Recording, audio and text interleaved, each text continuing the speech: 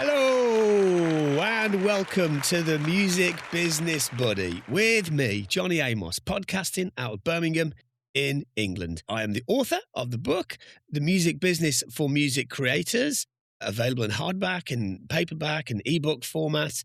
I'm also a music producer and songwriter.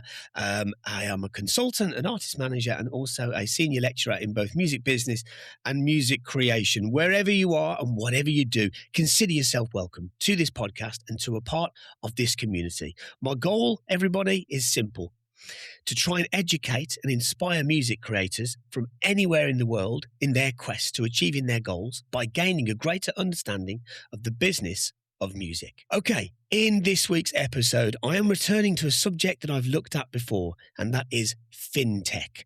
So I was first alerted to this subject all the way back in episode 27 when I met the fantastic Keith Jopling, who is a music consultant, researcher. He does all sorts of different things, one of the most impressive minds in the UK music industry. He's a former global head of strategy at Spotify, and he alerted me to the subject of Fintech and how it's changing the artist funding model. Now, I followed that up in episode 28, kind of explaining a little bit about what Fintech was. But don't worry, if you're in a rush, right? If you don't want to jump back and find that episode, I thought I'd do another episode on it because that was over a year ago, right? And in the grand old scheme of things, in time, a year, it's not that long. But in the music industry, a year is a really long time, isn't it, right? With all the change that we witness, especially when it comes to finance and technology and where those two things intersect. So let me just zoom out and think about this objectively, right? So decades ago, in the 80s and the 90s, where the recorded music industry and music publishing were absolutely flourishing because consumers were buying physical product, it was a golden boom of economics, right, in the music industry.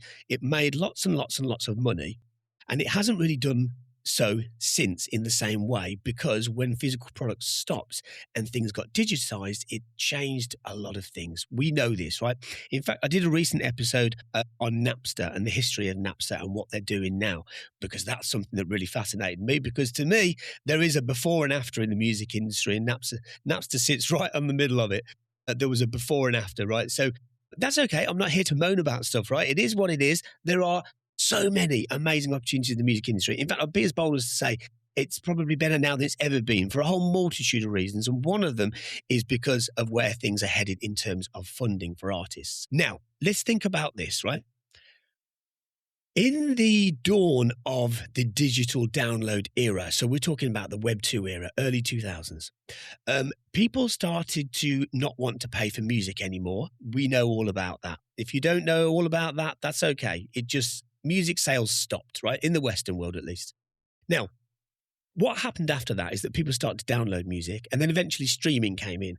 And it kind of felt like streaming fixed things, but it didn't. I'm going to explain why and then explain what the solution is to it. So when streaming came in, it kind of, audio streaming, and visual streaming as well. Music makes a lot of its money from media, of course, as well. So when that all came in, it started to, in some ways, remunerate rights holders for their intellectual property, for their songs, for their recordings of their songs. Those are the two things I'm really talking about, right?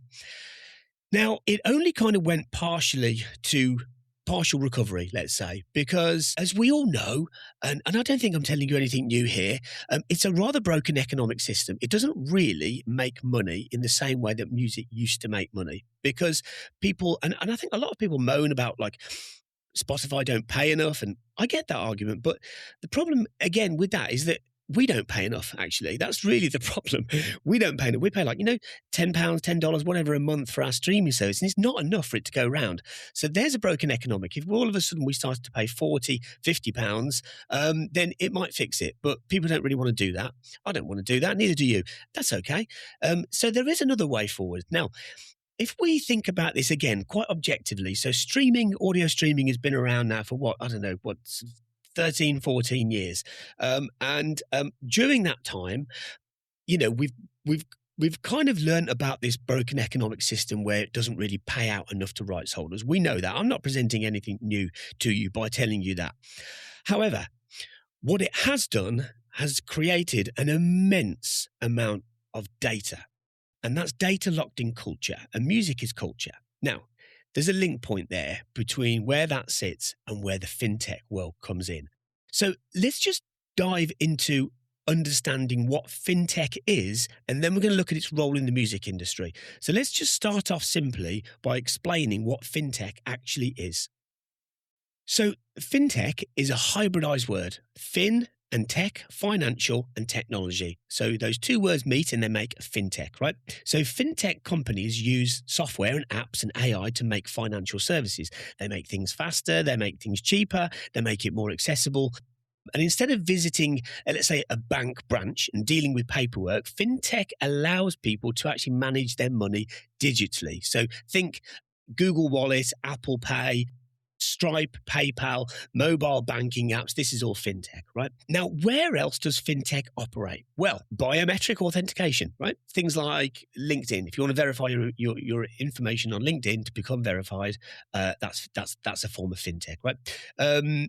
AI-informed fraud detection, encrypt transactions, blockchain, decentralized finance, lending. So if you want to buy something online and it costs, let's say, £200 and you think, I want to spread that over 3 months, then you can use something like Klarna, fintech, right? Now, the other thing that fintech does is investing, and that is what we're going to look at. Okay, now, fintechs are operating in the music industry because artists are data rich, right? So businesses operating in a global digital ecosystem with fairly broken financial infrastructure like the music industry is where fintech really starts to thrive, because fintech can modernize payments and royalties, financing, also fan monetization. So if you roll back to some of the interviews that I've done with some big CEOs about the companies that they're starting in the Web3, this all falls in line with decentralization and with actually artists having control of their careers. I know this is a lot to follow, by the way, everybody. So I'm going to try and simplify some of this now to actually explain how fintech finances from giving artists money to invest in their careers. Okay, artists need money, right? There's nothing new about that. It's not going to go away. It's still going to be a thing. Artists need money because they need to spend money on recording music and on marketing the music, and also money to live on, right? Now, traditionally, as we know, you can get advance from a record company, from a distributor, from a music publisher to be able to do that. And that's the system that we know. And that still exists. And I think that that will continue to exist for various reasons, right? However, there is another option here, and that is fintech. So you may have noticed I recently interviewed just a few weeks ago, Elliot, who's the head of growth of Duetti. Duetti, a fintech company, right? So they will invest money in an artist in exchange for a partial or wholesale of their music catalogue.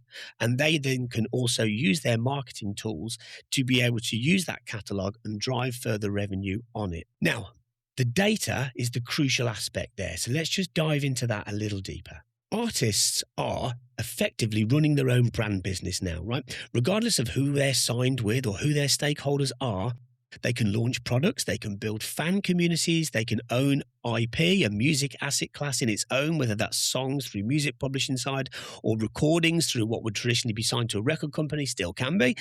They also run their own direct-to-consumer business. Now, there's nothing new about that, but how that is monetized is starting to change. So if we think about how fintechs operate, so the financial operating system for creators, fintechs are not just a bank, they're a platform, right?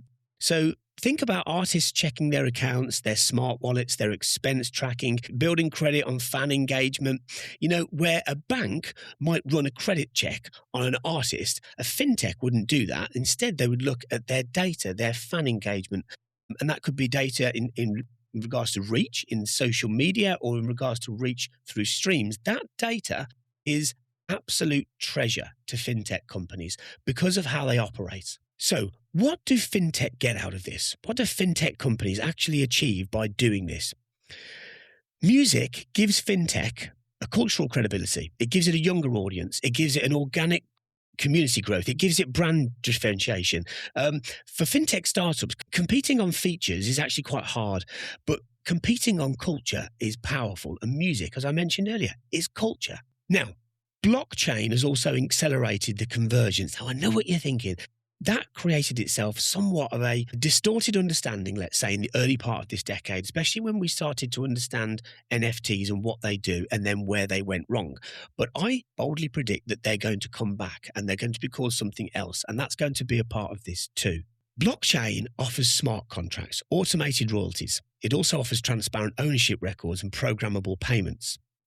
Now, we know that labels and legal systems are slow to innovate. The music industry still runs on legacy contracts, on manual reconciliation, on long payment cycles. Fintechs don't do that.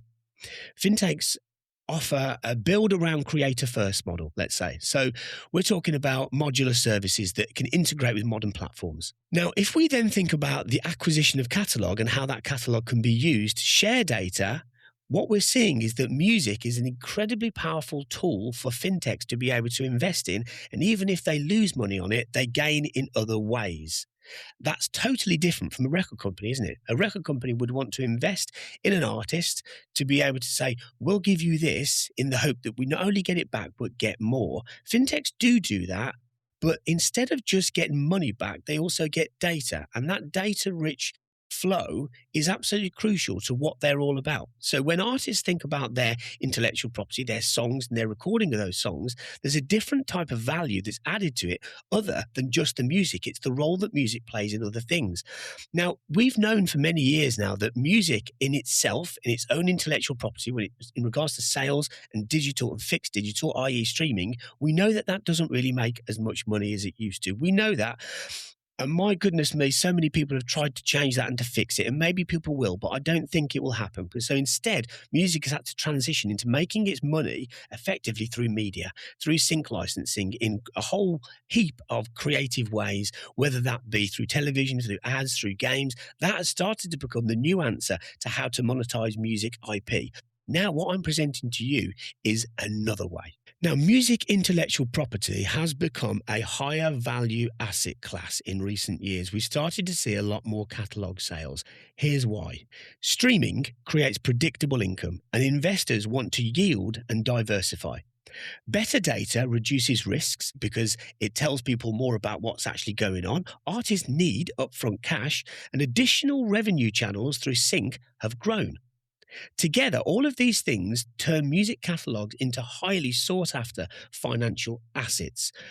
Artists and rights holders, songwriters, producers, whoever owns rights, can exchange those rights for money and then parallel other income streams against that. That's what we mean when we say an artist-centered ecosystem that also has other things where an artist makes money. Now, streaming, we know it doesn't make money, but there are huge upsides to it. So let's have a look at that. Streaming has created predictable long-term revenue. So streaming platforms like Apple and YouTube and Spotify have turned music listening into a very steady recurring revenue stream rather than one that's driven by physical sales, one-off downloads, or patches of campaign management that show boosts and then drops. Older catalogues earn ongoing royalties as listeners stream them, because the idea of what is new has almost gone now to many people. I remember just streaming a song for what I thought was the first time just yesterday on Discover Weekly on Spotify. And I thought, wow, this is really cool. And then I looked at it and I was like, oh, it came out in 2016. And I felt a bit silly, but it doesn't matter, does it? Because that was new to me. And that's how streaming works in terms of music discovery. So if we put that back to a legacy catalogue, no wonder we're seeing so much catalogue sales, because all of that old data, if you will, is now new data, and old songs are now new songs. Now, these cash flows are predictable and they're long-lived, right? And they're very, very attractive to investors seeking to yield. So this matters because investors can model future income with more confidence than in the past, which makes music catalogues resemble long-duration financial assets.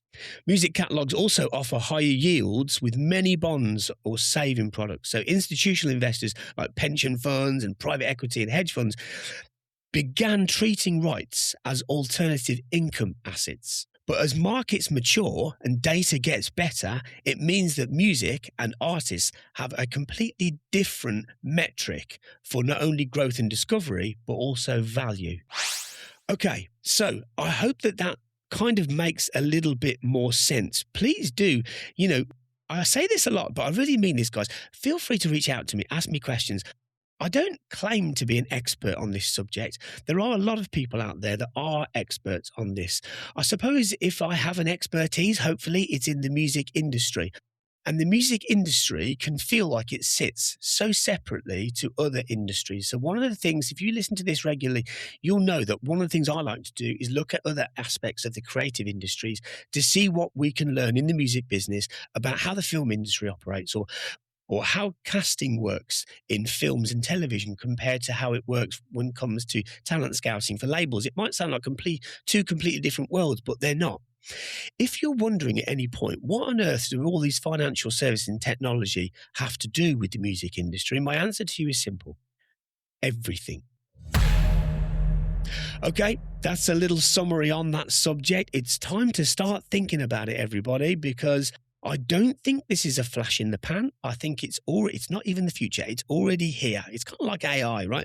And the fact that there's a huge crossover between fintechs and AI, there has to be, right? Because it's all deeply rooted in technology and where data sits and how it informs people and how it informs people's creative choices and decision-making processes.